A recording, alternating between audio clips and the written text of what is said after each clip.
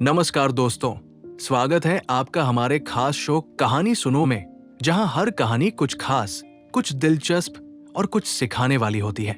आज हम आपको ले चलेंगे अकबर और बीरबल की दुनिया में, जहां होशियारी, हंसी और एक दूसरे के साथ की अनोखी दोस्ती का अद्भुत संगम है।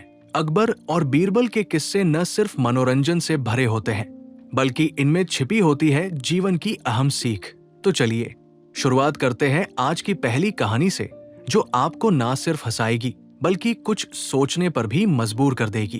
एक किसान बहुत परेशान था। उसे अपने खेतों को सींचने के लिए पानी की जरूरत थी, इसलिए वो कई दिनों से अपनी जमीन के आसपास किसी कुएं की तलाश कर रहा था। इसी तलाश में वो घूम ही रहा था कि अचानक उसे एक कुआं दिखा।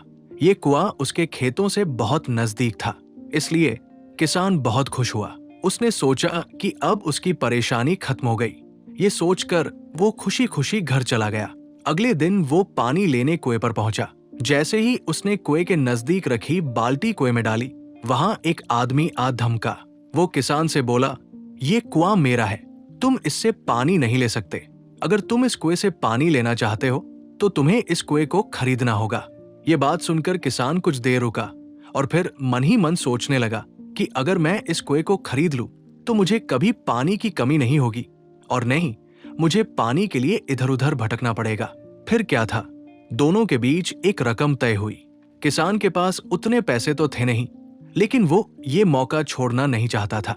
इसलिए किसान ने उस आदमी को अगले दिन वो रकम देने का वादा किया और घर की ओर चल दिया।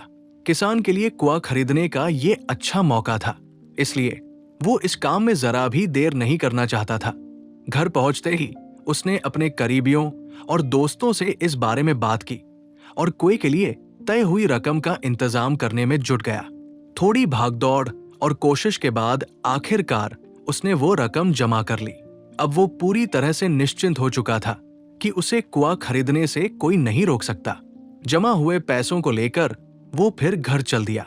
उसे बड़ी बेसब्री से इंतजार था कि कब रात खत्म होगी और वो कुआं खरीदने जाएगा। इसी सोच में वो पूरी रात सो नहीं सका। अगले दिन सुबह होते ही वो कुआं खरीदने निकल पड़ा। उस आदमी के घर पहुंच किसान ने उसके हाथ पर पैसे रखे और कुएं को खरीद लिया। अब तो कुआं किसान का हो गया था, तो फिर उसने पानी निकालने में देर नहीं की। जैसे ही किसान ने कुएं से पानी निकालने के लिए बाल्टी उठाई, उस आदमी ने फिर बोला, ठहरो, तुम इस कुएं से पानी नहीं निकाल सकते हो। मैंने तुम्हें कुआं बेचा है, कुएं का पानी अभी भी मेरा है। किसान मायूस हो गया और न्याय के लिए राजा के दरबार में शिकायत करने पहुंच गया। मालूम है उस राजा का नाम क्या था? राजा अकबर। राजा अकबर ने उस किसान की पूरी कहानी सुनी और फिर उस आदमी को दरबार में बुलाया जिसने वो कुआं बेचा था। राजा का फरमान सुनते ही वो आदमी भागा भागा दरबार में हाजिर हो गया।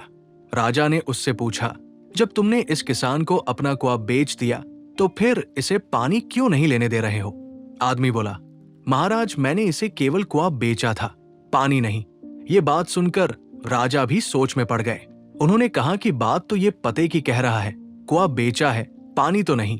काफी देर सोचने के बाद जब इस समस्या को सुलझाने में वो नाकाम हो गए तो उन्होंने बीरबल को बुलाया। बीरबल बहुत ही बुद्धिमान था, इसलिए राजा अकबर किसी भी मामले पर फैसला लेने से पहले उसकी राय जरूर लेते थे। बीरबल ने एक बार फिर दोनों से उनकी समस्या पूछी। पूरी बात जानने के बाद बीरबल ने उस आदमी से कहा, ठीक है, तुमने कुआं बेचा, पानी नहीं, फिर तुम्हारा पानी किसान के कुएं में क्या कर रहा है? कुआं तुम्हारा नहीं है, फौरन अपने पानी को कुएं से बाहर निकालो। बीरबल का इतना कहते ही उस आदमी को समझ आ गया कि अब उसकी चालाकी किसी काम नहीं आने वाली। उसने राजा से फौरन माफी मांगी और माना कि कुएं के साथ उसके पानी पर भी किसान का पूरा अधिकार है। ये देखकर राजा अकबर ने बीरबल की बुद्धिमानी की तारीफ की और कुआं बेचने वाले आदमी पर धोखेबाजी के लिए जुर्माना लगाया। सीख, अपने आप को दूसरे से अधिक चालाक नहीं समझना चाहिए, साथ ही धोखा देने की आदत से भी दूर रहना चाहिए, क्योंकि कोई ऐसा भी हो सकता है जो आपसे भी अधिक बुद्धि का इस्तेमाल करना जानता हो। ऐसे में आपका धोखा पकड़ा जाएगा और आपको अपने किए का भुगतान करना होगा, जैसे इस कहानी के अंत में कुआं बेचने वाले आदमी को करना पड़ा। तो दोस्तों, आपको ये किस्सा कैसा लगा हमें कमेंट करके जरूर बताएं। अब हम बढ़ते हैं अपने अगले किस्से की तरफ। एक दिन अकबर बादशाह के दरबार में एक व्यक्ति नौकरी मांगने के लिए अर्जी लेकर आया। उससे कुछ देर बातचीत करने के बाद बादशाह ने उसे चुंगी अधिकारी बना दिया। बीरबल, जो पास ही बैठा था, ये सब देख रहा था। उस आदमी के जाने के बाद वो बोला, ये आदमी जरूरत से ज्यादा चालाक जान पड़ता है, बेईमानी किए बिना नहीं रहेगा। थोड़े ही समय के बाद अकबर बादशाह के पास उस आदमी की शिकायतें आने लगी कि वह प्रजा को काफी परेशान करता है तथा रिश्वत लेता है। अकबर बादशाह ने उस आदमी का तबादला एक ऐसी जगह करने की सोची जहां उसे किसी भी प्रकार की बेईमानी का मौका न मिले। उन्होंने उसे घुड़साल का मुंशी मुकर्रर कर दिया। उसका काम था घोड़ों की लीद उठवाना। मुंशी जी ने वहां भी रिश्वत लेना आरंभ कर दिया। मुंशी जी साइसों से कहने लगे कि तुम घोड़ों को दाना कम खिलाते हो, इसलिए मुझे लीद तौलने के लिए भेजा गया है। यदि तुम्हारी लीद तौल में कम बैठी तो अकबर बादशाह से शिकायत कर दूंगा। इस प्रकार मुंशी जी प्रत्येक घोड़े के हिसाब से 1 रुपया लेने लगे। अकबर बादशाह को जब इस बात का पता चला तो उन्होंने मुंशी जी को यमुना की लहरें गिनने का काम दे दिया। वहां कोई रिश्वत व बेईमानी का मौका ही नहीं था, लेकिन मुंशी जी ने वहां भी अपनी अक्ल के घोड़े दौड़ा दिए। उन्होंने नावों को रोकना आरंभ कर दिया कि नाव रोको, हम लहरें गिन रहे हैं। नावों को 2-3 दिन रुकना पड़ता था। नाव वाले बेचारे तंग आ गए। उन्होंने मुंशी जी को 10 रुपए देना आरंभ कर दिया। अकबर बादशाह को जब इस बात का पता लगा तो उन्होंने लिखकर आज्ञा दी, नावों को रोको मत, जाने दो। उस मुंशी ने उस लिखित में थोड़ा सुधार कर टंगवा दिया, नावों को रोको मत, जाने दो, और वसूली करने लगे। अंततः बादशाह को उस मुंशी को सार्वजनिक सेवा से बाहर करना ही पड़ा। तो दोस्तों, आपको ये किस्सा कैसा लगा हमें कमेंट करके जरूर बताएं। अब हम बढ़ते हैं अपने अगले किस्से की तरफ। बादशाह अकबर के दरबारियों को अक्सर ये शिकायत रहती थी कि बादशाह हमेशा बीरबल को ही बुद्धिमान बताते हैं, औरों को नहीं।